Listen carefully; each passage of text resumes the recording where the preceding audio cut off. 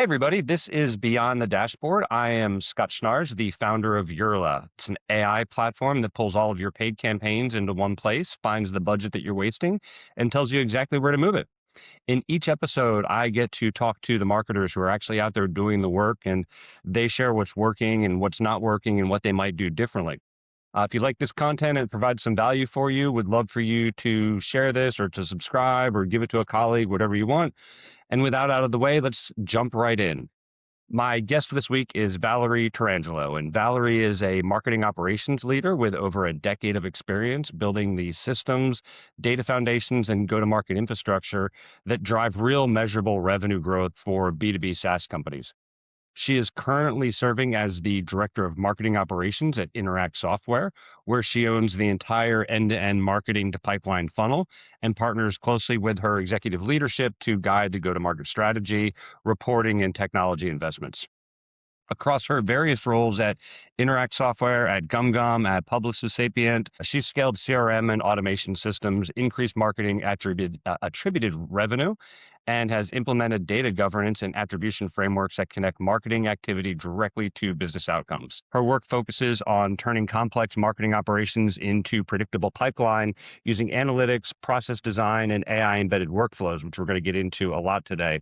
And these help the teams to move forward, move faster, and make smarter decisions. So, Valerie, welcome to Beyond the Dashboard. It's great to have you here. Thanks so much for being part of it this week. Yeah, thanks for having me. Looking forward to being here. So, one of the things that I always like to ask people about as they go through their career arc, you've had roles at Publicis, you've had roles at GumGum, now you're at Interact. You've been doing this for well over a decade. You have this really broad range across multiple different industries and types of companies. And I'm just really keen to understand what's the through line in all of that. Are there significant problems that keep following you around, or maybe not necessarily following you around, but consistent problems that you keep finding when you go into these new organizations that you go, okay, like this is the first thing that I need to go deal with?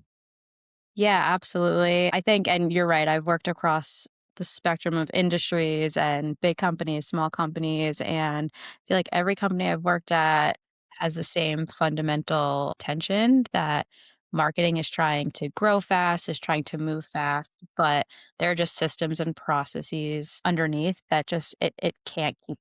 I've walked into situations where marketing and sales weren't aligned on how leads move through the funnel or how success is measured or who owns what. And the problem is just that the gap is the ambition and the infrastructure. Companies want to scale, but they haven't built that operational backbone yet of things like sales and marketing alignment and success measurement to be able to actually do that without everything breaking. So that's where, at the end of the day, where marketing operations and myself live to piece it all together. Is that a ready, fire, aim situation that you're walking into where you've come in pretty early and they're just like, oh, we need to go do these campaigns, and they haven't really thought about what the outcome is. They're just running the campaigns for the sake of running campaigns. Yes, in an immature, in an immature team, that's definitely, like, how it comes a lot of times where everyone's moving so fast because they've got mandates and we want to grow. And so it's like, we're doing this because we think it's good, and we haven't thought about how to measure success. What does success actually even look like? How do we look at it post campaign to see what worked, what didn't work? Should we be doing this again? And it's just you're going from one thing to the next so quickly, trying to show any sort of value that becomes hard to show any value Yeah. when it's not set up properly. And are you, you're basically going in and you're having to paint the plane while it's midair in that situation. Are there any tips or tricks that you can share where you're saying, okay, like we're going to make these changes, but we don't necessarily want to shut everything down? Or do you simply just go in and go like, look, we're not going to do anything for 90 days and rebuild this entire foundation? How do you think about that? Yeah, so I mean, I've definitely have done it both ways at different companies. It's kind of dependent on just risk appetite, I think, for a lot Okay. of people. There's I would never argue, or I would never say we should just go in and blanket change everything immediately. But if we're gonna, start right away, like, let's be a little risk adverse, and we'll, do a small A/B test, see what's working. If the new way is working, let's continue and start ramping that up while ramping the existing ways down. However, I feel like a lot of times, especially coming in and being new, just if you want to make any big changes for 30, 60, maybe 90 days, usually people are antsy for you to start showing some values. Yeah. 90 days might be a bit too long, but just seeing how things run and trying to make sense of it, I feel like is a really good lesson because it's hard to make change and to know what's working and what's not working if you don't actually know how things were running in the first place. Yeah, and I think that that's a really important thing, and then that does allow you to kind of paint the plane while it's midair too. You can start running. You can come in immediately and start adding value out of the gate by having, okay, we're going to run these two campaigns, but they're going to have that strong foundation while you're observing the other campaigns that are already in play. Is that kind of the your advice to somebody coming in new? Yeah, definitely. Okay, that's great. One of the things that makes you really unique is you do have a pretty technical background. You've got the Salesforce certification. You've got the Pardo special. Is it specialist credentials for Specialist, yeah. specialist? Yeah, Okay. whatever Um, they call it these days. and then you've got this background in CRM data management, which I want to get into in a little bit as well. It's a lot of technical knowledge for somebody in a marketing operations role. And uh, where do you see that operations side ending and the strategy side beginning for you? Yeah, it's a great question because I feel like I didn't set out in my career to like, let's get these technical skill sets. Things just happened to fall in my lap, right place, right That's great. time. Yeah. But I feel like it's been really helpful to have that sort of background because as an operations person now, I can, when I'm like, we don't have the reporting that we need, or we don't have this kind of campaign structure, even if I'm not personally our Salesforce admin, I can go in. I have that knowledge to be able to say, well, I know what's possible and I know what can be done and I know what things may or may not be breaking, or I may not know exactly what might be breaking, but I know the things that I need to ask for to translate back to a Salesforce admin. So I'm almost like my own business analyst because I can take my own requirements and then translate them back for the person to actually do that. It's got to give you great immediate credibility too with the people on your ops team that somebody that's coming in that knows exactly what they're talking about. Yes. Oh, I'd like to think so. How do you walk that line though of like you not doing the work? Like you know that it can be done and you know you can do it. And I've been in that situation where you're just like, oh fuck it, like I'm gonna go do it myself because that's the easiest, fastest way to do it. How do Yes. you make sure that you're not going down that path and becoming the Salesforce Yeah, admin it's for it's the a it's organization? it's definitely a tight line that you have to walk, and I run into it in my current role right now where I'm not actually our Salesforce admin, but people, they know that I have a lot of Exactly. Salesforce experience, like, "Oh, can you do X, Y, and Z?" Sometimes like I can, but like let's go through the proper channels because I don't want to be the one to like accidentally, trip off some other like downstream implication. So like let's make sure we're going through the right channels. But on the flip side, our Salesforce admin is grateful for that because, in some instances where I'm like, I can we update these values or I want to add this field? And he's like, yeah, great. There's no risk here. Like just do it, like, take this off my plate and you can just do it yourself, which is nice because then, I've been at companies where with a full on CRM team and any change could take 6 to 8 weeks to get even like data values being changed could take six to 8 weeks, which seems kind of crazy to think about, like how slow the pace is sometimes. Yeah, and then I'm assuming you just get so tempted to go in and just do it yourself, and Mhm. that's at least that's what I do, and then I break 10 things and I go do that, and everybody's mad at me. Exactly. Yep. Which is why you're not supposed to do it in the first place. Right. Let's talk a little bit about like how do you manage the team? So you've got demand gen teams that are running campaigns across a myriad of different channels, your LinkedIn, your Googles, your Metas, your Reddits, your YouTubes, and so on. They're going in and they're stitching together all of these different dashboards so that they can come and present that to you or to your leadership team. It feels like a lot of work to go do that. And I'm just curious, like, what does that actually cost the team in terms of time, in terms of decisions, in terms of sanity that they have? Like, and how do you think about and make that more efficient? Yeah, absolutely. I mean, it is an enormous undertaking. especially because people are like, "Oh, it's just reporting." You're like, Right. "We're just sending an email." Like, the things most if you're not in marketing, most people don't realize all of the things that it takes for just something to happen, just reporting. But, Like, like, you're when you not think just of sitting around, like, being creative and coming up with the next great ad. right, right, like, to get the reporting that you need from different platforms, someone is pulling data from LinkedIn Campaign Manager, they're pulling it from Google Ads, from our marketing automation platform, your CRM, maybe it's being stitched together and like like in a business intelligence tool or being manually reconciled in a spreadsheet. And it takes a really long time. And the bigger cost is usually by the time that report gets assembled, it's like the data's already stale. If it takes a couple days to a week to get everything in one place, that data is already, like, long gone. It delays decisions. We're optimizing campaigns based on two-week-old data at that point. Um, and so, like, one of, like, now I'm using building a lot of AI functionality to help bring that data together, and so it's not perfect, it's not completely automated in real time yet, but we're able to take a lot of that reconciling away from a manual process, which could take, again, days to a week into, couple hours and some prompting. So it actually frees the team up to be able to analyze and act instead of just compiling data now. It's great. That is good to hear. You've got, you've managed the CRM data for huge customer bases. Yes. When you get into that type of scale, how confident are people actually that their pipeline data and the ad performance data are telling the same story? Like, are you able to take that all the way back down to the transaction level? No, I mean, I would say that people's confidence is like way higher than it should be, Okay. depending on who you're asking. People are going to say like different things.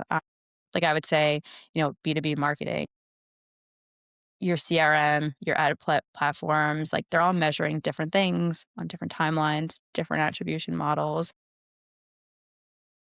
You know, the person running our PPC campaigns, they might be saying, this campaign generated 200 leads this week. Like, that's amazing. But then when you look at it in in our CRM and our Salesforce, we can see that only 100 of those leads actually were, in our ICP to begin with. And of those, 30 of them sales thought were worth talking to because they are actually our target persona. So, like, what's the actual truth there? And so, a lot of it is we have to start having like honest conversations about where the gaps are, and what are we actually trying to measure, and like what is the metric of success? Is it just that we're getting leads at the top of the funnel, but if they don't work their way down, if out of those 200 only 30 are actually quality people, and maybe from those 30 only two actually turn into a meeting or an opportunity, it's like what is success there? Are you finding different roles are more or less optimistic? Like you had said, like some people are just like overly confident in the data there. And I'm assuming that other people are overly underconfident in the data there. How do you manage that middle ground to get people to go, well, like, hey, it's great that you got the 200 leads, but look, only two of them turned into meetings. That's not a very good, that's a 1% to a meeting Right. conversion there. That's not great. Like, how do you manage that? I would definitely say in my biased experience that marketing is usually overconfident and sales is Okay. underconfident. Okay. That sounds about right. Where marketing's like, "This is great. We've done all these amazing things," and then sales is like, "None of these are good for me though, so what does that matter?" And there's that sales and marketing, like, misalignment to start with. One of the consistent themes of all the people that I've talked to on Beyond the Dashboard has been this move over the last year or two of kind of getting away from the traditional MQL to getting into like, look, like unless it's driving revenue, you could get 200,000 leads, but if it doesn't drive any revenue, then we've just kind of wasted our time on this. Like, are you starting to make that migration yourself? Yes, absolutely, and I would say it's not like a hot take anymore that, like, I think the MQL, like, pipeline is dead. apparently, I guess it's a theme amongst everyone, but, at Interact when I started, they were still using that more traditional MQL, SQL funnel, and, one of the things that I came in was like, we've redefined that whole, like, lead life cycle stage and redefine it, 'cause at the end of the day, it doesn't matter if it's an MQL or if it's an SQL, it's like, is this a we have this lead, is it like an ICP? Is it our ICP, our target persona? And if so, is it being worked? And can we generate a meeting off of it? Like, we're all supposed to be working towards the same things, sales and marketing. So does it matter if marketing thought it was good and then sales thinks it's good? Like, it doesn't, if sales doesn't think it's good, then why does it, like, why should marketing be getting praise off of the MQLs? Yeah. What about what about creative fatigue? Let's talk about that because it is coming up a lot. Like, if you're running the same ads to the same audience, at some point, like the numbers and the results just start dwindling down. And how do you know when you've not necessarily you? How do you know when a campaign has hit a wall, and what do you do to adjust accordingly? Yeah, that's a good question. And I feel like, honestly, we're probably not doing enough of trying to be proactive about that. I think usually we end up seeing all of a sudden we look back, there's been a slight decline on a campaign week over week, and then all of a sudden month over month, and then, which is just okay, that maybe it's just like normal fluctuations, but then all of a sudden a quarter, 2 quarters goes by and it's just on the downward decline. And we're like, oh, like, uh-oh, we probably should have maybe flagged that earlier of what we thought was just maybe normal, just bad week or bad month, just never recovered. So how do we, it's a good question because I don't really, we have, we're not in a good place where we're able to just quickly say, oh, like, we might need to refresh this ad creative like immediately. Like, is it a red flag that one week we had a bad week? Yeah. Do you think it's better to pull something too early, or do you think it's or sorry, do you think it's worse to pull something too early or worse to let something run too long? That's a good question. It kind of goes back to what we were talking about earlier, where it's like, don't like make any big changes without starting small and then like proving out that the worth of it.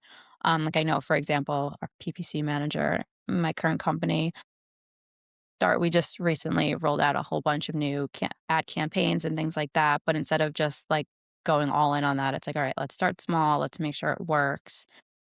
Or, Google can start optimizing and learning from it. And then if we can show that it works and it's actually, performing better than the old ones, which are starting to dwindle, then we can ramp up and optimize and scale as needed. But, in a perfect world, you're turning them off right right on the decline and turning things Yeah, up right on the incline. But that's obviously so perfect hard world to and just that never pull off. happens. Do you think about audience segmentation at all? And it feels like one of those things that everybody does very differently from one another. There doesn't seem to be any kind of consistent trends in how organizations think about audience segmentation. In your opinion, what does good look like when it comes to audience segmentation versus what people might think are good?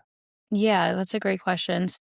I know, to me, what I think is good is which slices of our audience converts the fastest, ideally at the highest deal size, ideally with the shortest sales cycle. That might be one big audience that might be split up into a couple of different segmentations, but then being able to build campaigns specifically for those profiles. Because at the end of the day, you're trying to make the most amount of money in the shortest time frame, is I feel like the business model of just about every company. That was what was his name? Malcolm Gladwell, who was the manager of the Sex Pistols back in the '70s, was his only goal was to make as much money as possible in as little time as possible, doing as little work as possible. Right? I mean, that seems to be just a standard goal everywhere. Yeah.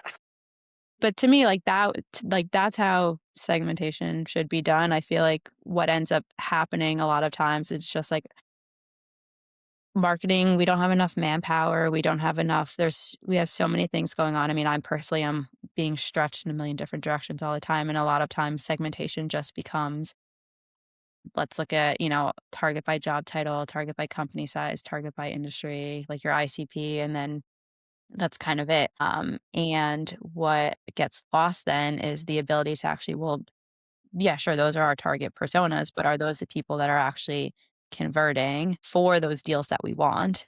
And the answer might not be no. Did I say that backwards? No, I think you said that The right. answer might not be yes. Yeah, okay.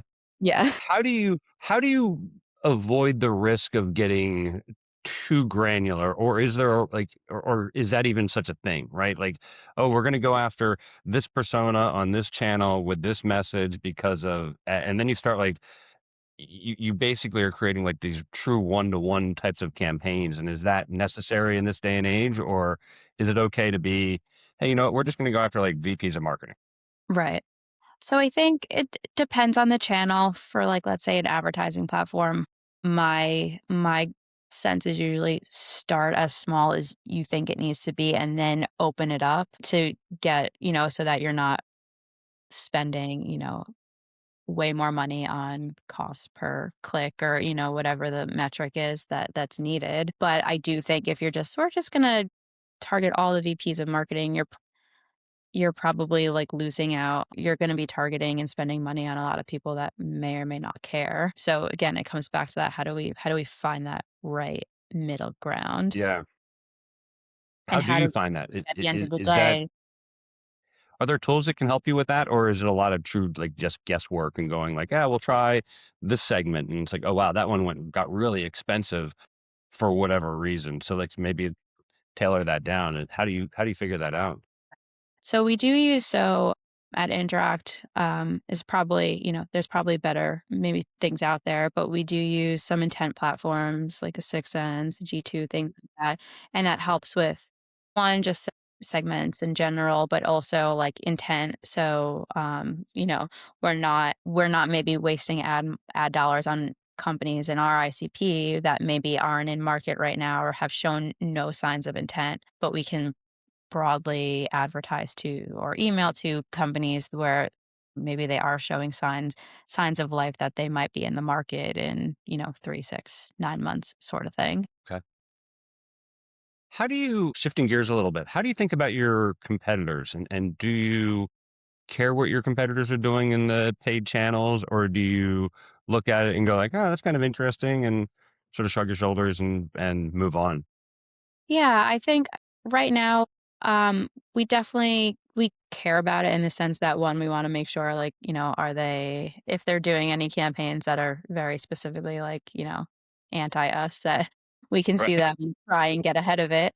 But also just for the sense of like, all right, like, what's flashy? Like, are they doing anything? Like, can we look at them? Is there any creative that like actually seems to be resonating well? How are they talking about things? Just to see what maybe is resonating with people and what's not. Whether it's their messaging, whether it's the creative aspects of it. It's nothing that I think's on a. I'd say we do it as a more casual thing, but it's important to keep tabs on. Yeah. And is that the kind of, you probably look at it once a month or so and go like, oh, okay, this is what they're saying, or this is what this guys are saying and doing, and this is creative, this is interesting. Maybe we copy it, or maybe we defend against it, or what have you. Right, right, or might give Okay. us ideas of like, "All right, well, they're talking about this, but this is, this part of the market is totally, like, empty space right now, we should capitalize on that." Yeah. Well, that's interesting because it's like now there's you're identifying opportunities in this kind of competitive white space that maybe you didn't necessarily know that they were going after. Right, exactly. Yeah, that's interesting. We talked a bit about AI at the beginning of this conversation. I said that we were going to get into it. Every platform right now is giving AI recommendations. I'm sure that everybody is seeing like, oh, well, this platform said we should do this, and this platform said that we should do that. A lot of it feels pretty generic, Mhm. and I want to get your magic wand. What would AI actually have to do for it to be really useful to a demand gen team and not just another dashboard feature for you? Yeah, so I think about this all the time because 'cause I'm like, how do if I could build something myself, which maybe I can do with AI one day, I Yeah. feel like I would be pretty rich. Um, but my magic wand would be how can AI connect signals across our entire funnel from, Mm, super, super top of the funnel all the way through, not just through closed won, but through customer, through customer acquisition and what customers are doing, and then from there, being able to look at and have AI serve up insights around, again, those segments of, like, what are those segments that convert the fastest and have the highest deal size? What are the 6 magic touch points that they need to all have in order to move forward, and how quickly can we do that for them? Or conversely, we have $1,000, extra to spend on budget this quarter. What gives us the best results? And by best, that can be something that we need to define. Is it we need the most amount of leads, or is it that, again, coming back to marketing and sales alignment, is it we need opportunities in the pipeline, so the highest amount of pipeline, and what based on that, with that $1,000, what should we be doing with that, and what gives us the best bang for our buck? And what should you expect to get out of that, right? If, okay, we're going to get $1,000, we're going to spend $1,000, and to your point, you're going to say like, oh, well, we want impressions or we want conversions. Do we just want people to download a white paper or whatever it might be? Right. And probably being able to predict like, oh, if you spend $1,000, you'll get 12 downloads of the white paper. You'll get one of these to convert or what have you. Right, exactly. We might say 12 downloads, 1 conversion, like, that's not actually what we need. What we need is, we might only want 4 conversions, but we know that 3 of the 4 are gonna be legitimate opportunities, and they're gonna be for, in the higher band of our ACV. What do we Okay. do in that case? And okay. And you would want to be able to plug in like, okay, I've got this $1,000. How do I go find 4 of these? Where's the best place to go? It's awesome. Exactly. Yep, based on what we've done in the past, like, where can we expect the best results from? Yeah. Um, you've built and scaled a lot of enterprise marketing technology stacks throughout your career. Everybody comes in and they promise you the world.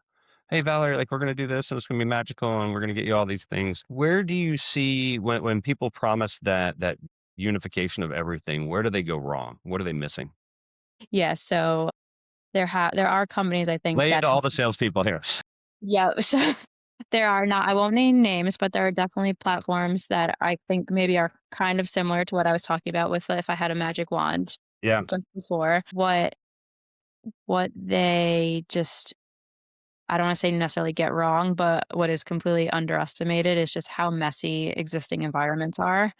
Uh, like, I feel like, most of these tool pitches assume that we're starting from a really clean foundation, which we're not. Like, "Oh, you just have to connect your CRM, your marketing automation platform, your ad platform, you'll have one single source of truth." But in reality, your CRM I've never met anybody in all the companies I worked at and any professional I've ever talked to that they have said, "Our CRM has clean data." You know, it's everyone does what they're supposed to do. It's easy to find things. We've all our data, like, is great. Like, reality is your CRM has years of dirty data, from, how many admins come and go and what kind of documentation has been set up. So things are running in different ways.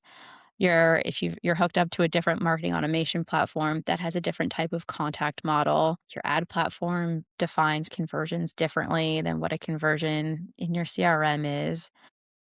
And so when all this starts to happen and then sales is the seller is just saying, "Oh, you just add another thing on top and it does all this." And it's like, that's not actually, as someone that's implemented a lot of tech, like, that's not actually the case. There's usually a huge s layer needing to normalize and clean up data and make sure things are set up in a way to be able to standardize all of the data structures underneath.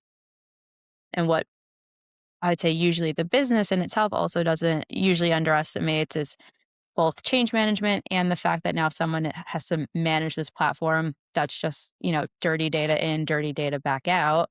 So if we haven't cleaned the initial foundation, are we going to get what we need from this new tool? How do you buffer for that? Do you just go like, look, like we're gonna have to take an eat on one of these tools that we're just not gonna be able to integrate to it, or we're gonna buffer by taking a human being and putting them on it to figure out all the bells and whistles and make it actually work, or is there something else that you look at to ensure that a new tool that you buy actually does unfortunately deliver on the promises that the vendor says, but Right. you're actually doing all the heavy lifting to make those promises happen. Right. So it's definitely something when and if it's a tool I'm buying in my marketing operations role, that's definitely it comes to me more often than not. So I personally like to make sure that I've done my due diligence. Like I know what to ask because I do most of the implementing of the tools. I know where the gotchas are. I know the things that, where a seller will promise the world, in reality, it's only 60, 70% of the way there. And you've got to, it has to be like, just right for this to actually work. Like, the Can't stars imagine a have to be sales guy saying aligned and that. it's a full moon and all of these Yeah, things. So I've gotten pretty good at being able to ask the questions and making sure that also, we have really clear goals about what we need it to do so that, when come in and ask the questions and to really be able to dig in, is this going to work for our needs? And then we can go back as a business and talk about, okay, not only will this work, but let's talk about what does success look like for the platform and change management and who's going to help. It can me as a marketing operations person own this all by myself, or there's usually needs input and alignment with the sales team. So who's gonna like help, who's gonna be the counterpart on that side to help make sure everything is set up in a way that we need it to be. And I feel like that mitigates for not all of the risk, but a lot of sure. the risk. I think that's a good plan. What's something that's considered a best practice in demand gen right now that you disagree with? Yeah. Well, we talked about the MQL funnel. Is Yeah. that I I definitely, think everybody's starting to agree that yeah, that's kind of the I maybe MQLs definitely aren't the right disagree metric with anymore. that. Let's see what else. Yeah, I mean, definitely the MQL framework. I just feel like, at the end of the day, if marketing's patting themselves on the back because they threw 1,000 MQLs over the fence to sales, but that only translated into like one open opportunity. Does that really, should marketing, we as in marketing, be patting ourselves on the back for that? It's really a team sport these days, the whole revenue like model. And so I just don't feel like MQLs are the right way to be looking at the data anymore. That we should all marketing sales, we should all be aligned to the opportunities to the same thing, the target, the good leads that are coming in, all of that together. Yeah, and that seems like that has happened quite a bit over the last decade or so with the idea of the CRO role coming in, and we could argue whether the CMO should report to a CRO or report to the CEO all day long. But having like that one person there who's responsible for both the revenue and for marketing and for CS, like it starts to unify things a little bit more effectively. Absolutely. Yeah, and it's definitely like, um, I've seen a lot of, like, arguments online now about where a CMO or, head of marketing, whoever, like, where should it report to, and then there's a lot of good arguments to be made all over the place. Where what communities are you looking at where they're having that argument? When, like, marketing operations, professional communities, I see it on LinkedIn all the time. Okay. Nice. All right, last question for you, and I really appreciate the time, and this has been a great conversation, Valerie. Thank you very much. If you could fix one thing about the way that demand gen teams are resourced right now, or whether they're resourced, the way that they're measured, the way that they're organized, just one thing, what would that look like? I would say measurement would probably be, like, the big thing I would wanna fix. So we were just talking about going back again to MQLs. Yeah. Demand gen teams, I feel like at a lot of companies are still measured on those activity metrics, the early funnel volume, which I don't disagree with. Like, I think it does, that top of the funnel metrics do need to be measured. However, when you're patting yourself on the back because the cost per lead is so small, but those leads aren't quality, then is that really, and so the sales team isn't doing anything with them. They're not able to do anything with them because they're not the right people. They don't have the ability to turn into an opportunity. Is that really something marketing and the demand gen team should be patting themselves on the back for? The team that, actively like is actually like influencing the most revenue might look mediocre because they're running way more fewer targeted campaigns. Where when we were talking about before, if you had $1,000, maybe you do need the 12 conversions that turn into one opportunity. But also, if you get 3 conversions that turn into 2 opportunities, you're doing more with less essentially. So I definitely think how demand gen in general is measured definitely needs to be more closer aligned with sales and stop looking at the MQLs, like that early funnel volume. And then if I could change one other thing, I would say just aligning, like giving enough time for demand gen to be, like, evaluated fairly.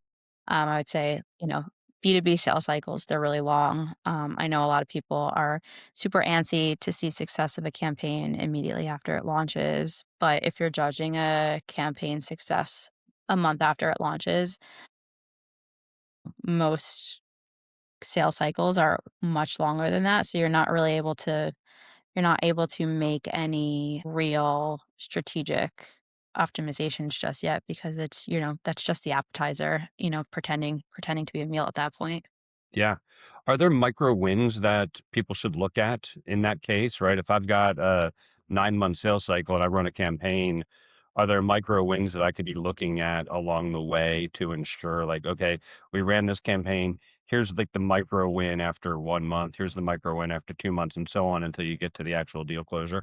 Yeah, absolutely. I think things, so if you're running a campaign and at the end of the day, you're aligned with sales and your measurements are your success measurements are like the pipeline that's added, opportunities closed. Obviously, there's a good chance you're not gonna have any closed pipeline or any pipeline 1 month in, but you might have things like, meetings that were set or, going back to those top of the funnel metrics, some of those things might be valuable. How many target personas converted, which is, I think, a better metric to look at than just number of leads generated as a whole.